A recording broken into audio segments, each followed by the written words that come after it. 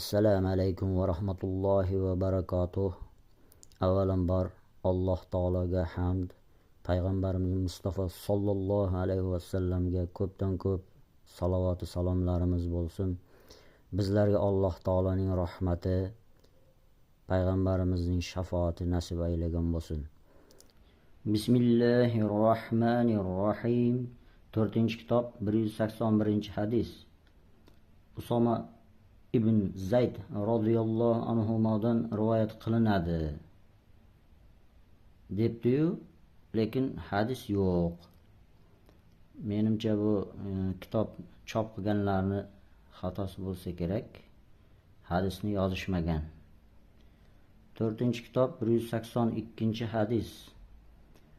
Mughira ibn Shu'ba radhiyallohu anhudan rivoyat qilinadi.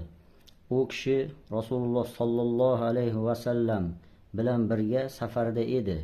U zot qazoyi hojatga bordilar. Keyin Mughira suv quyib turdi. U zot tahorat qildilar. Yuzlarini hamda ikki qo'llarini yuvdilar. Boshlariga masx tortdilar va mahsilariga masx tortdilar.